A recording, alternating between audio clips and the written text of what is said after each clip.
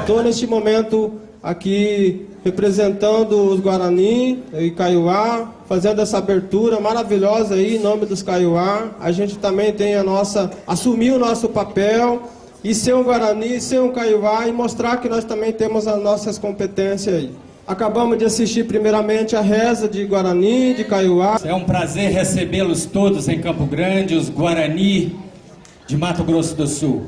Estamos tomados de emoção e de prazer de poder fazê-los encontrar aqui com tantas pessoas legais e que estão apoiando a luta justa dos Guarani no Mato Grosso do Sul.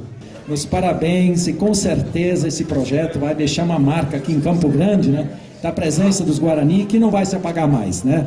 Acho que essa marca que o Alvar Marandu vai deixar essa semana, né, vai ficar cada vez mais forte, né?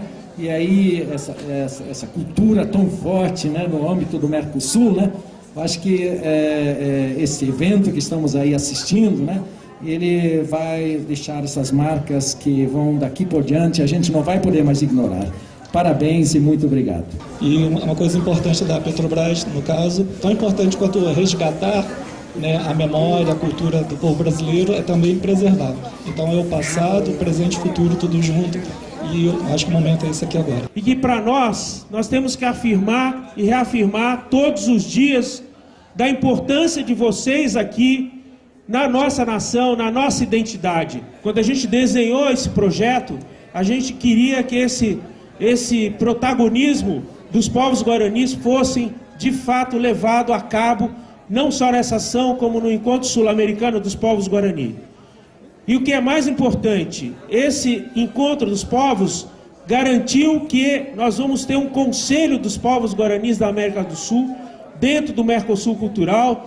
Então é importante que a gente promova o reencontro de vocês, fortaleça a língua, essa língua tão bonita, tão importante na nossa formação cultural.